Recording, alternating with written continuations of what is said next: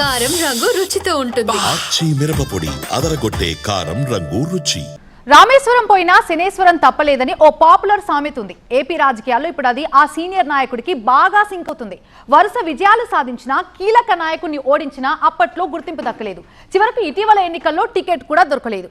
పోనీ ఈ రాజకీయాలు మనకి సరిపడవని పక్కకు తప్పుకుంటే పాత కేసులు వెంటాడుతున్నాయంట. ఇంతకీ ఎవరా నేత, ఏంటా కథ?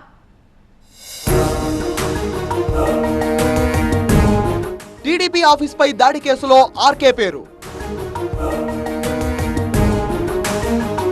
మంగళగిరి మాజీ ఎమ్మెల్యే న్యాయ పోరాటం. రాజకీయాల్ని ఆయన వదిలేశారు.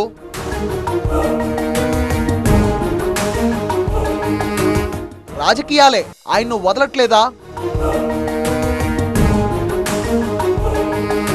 ఏ నాయకుడైనా చివరి దాకా పులిలాంటి రాజకీయంపై స్వారీ చేయాల్సిందే. ఒక్కసారి దిగిపోతే అది మింగేయడం ఖాయమన్నట్టుగా తయారైంది మంగళగిరి మాజీ ఎమ్మెల్యే ఆళ్ల రామకృష్ణారెడ్డి పరిస్థితి. 10 ఏళ్ల పాటు మంగళగిరి ఎమ్మెల్యేగా ఉన్న ఆర్కే 2024 ఎన్నికల తర్వాత రాజకీయాలకు రామ్ చెప్పేశారు. పూర్తి వైరాగ్యంలో మునిగిపోయిన ఈ నాయకుడు సొంత పొలంలో వ్యవసాయం చేస్తూ కాలం వెల్లదీస్తున్నారు. అయితే రాజకీయాలను ఆయన వదిలినా ఆయన్ను మాత్రం రాజకీయాలు వదలట్లేదని ఇటీవలే పరిణామాలతో స్పష్టమవుతోంది. అప్పట్లో టీడీపీ కేంద్ర కార్యాలయంపై జరిగిన దాడి కేసులో సిఐడి అధికారులు ఆర్కే పేరును కూడా చేర్చడం పొలిటికల్ గా చర్చనీయాంశం అవుతోంది. ఇప్పటికే ఈ కేసులో అనేక మంది వైసీపీ నేతలకు నోటీసులు ఇచ్చిన సిఐడి అధికారులు విచారణ కూడా చేశారు. కొందరిని అరెస్ట్ చేసి జైలుకు కూడా పంపారు. ఈ దాడిలో సజ్జల రామకృష్ణారెడ్డి, లేళ్ల అప్పిరెడ్డి, అవినాష్, నందిగాం సురేష్ వంటి కీలక నేతల పాత్ర ఉందని మొదటి నుంచి ఆరోపిస్తూ వస్తోంది టీడీపీ.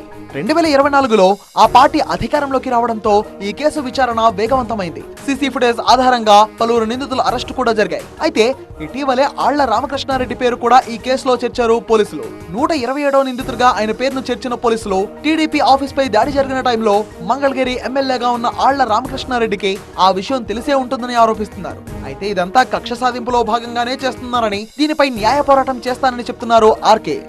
ఎవరైనా సరే దాడి చేయడం తప్పుంటున్న ఆళ్ల ఆ విషయంలో మాత్రం తనకు ఎలాంటి సమాచారం లేదంటున్నారు.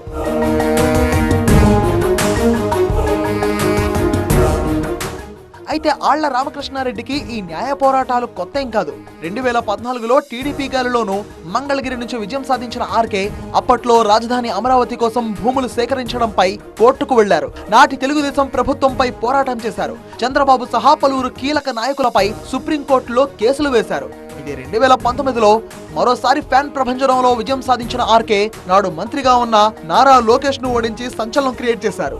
దీంతో జగన్ కేబినెట్ లో ఆయనకు మంత్రి పదవి ఖాయమనుకున్న ఆ ఛాన్స్ దక్కలేదు. పార్టీతో పాటు సొంత ఇమేజ్ తో ముందుకు సాగిన ఆళ్లకు ఎన్నికల ముంగిట పొలిటికల్ గా పెద్ద షాక్ తగిలింది. మంగళగిరి వైసీపీ ఇన్ఛార్జ్ గా ఉన్న ఆర్కేని తప్పించి మరొకరికి అవకాశం ఇచ్చింది హైకమాండ్. దీంతో ఆగ్రహించిన ఆర్కే వైఎస్ షర్మిలతో చేతులు కలిపారు. అయితే ఆమెతోనూ కొన్ని రోజులే ప్రయాణం చేసిన ఆర్కే వైసీపీ అధిష్టానం సంప్రదింపులతో మళ్లీ సొంత గూటికి చేరారు. 2024లో టికెట్ దక్కకపోయినా వైసీపీ అభ్యర్థిగా పోటీ చేసిన మురుగుడు లావణ్యకు సపోర్ట్ గా ప్రచారం చేశారు.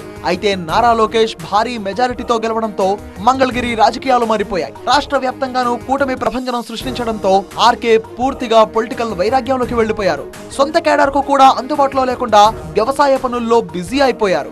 అప్పుడెప్పుడో టీడీపీ ఆఫీస్ పై జరిగిన దాడి కేసులో పోలీసులు ఆర్కే పేరు చేర్చడంతో మరోసారి ఆయన లైమ్లైట్ లోకి వచ్చారు. ఈ కేసులో సిఐడి విచారణకు హాజరైన ఆర్కే తనపై కక్ష సాధిస్తున్నారని వాపోయారు. గతంలో లోకేష్ ను ఓడించాను అనే కోపంతోనే తనను ఇలా వేధిస్తున్నారని ఆయన ఆరోపిస్తున్నారు. అయితే సిఐడి మాత్రం అన్ని ఆధారాలతోనే ఆర్కే పేరును ఈ కేసులో చేర్చామంటోంది. ఇప్పటికే ఈ అంశంలో న్యాయస్థానాన్ని ఆశ్రయించిన ఆర్కే ముందస్తు బెయిల్ కు ప్రయత్నిస్తున్నారు.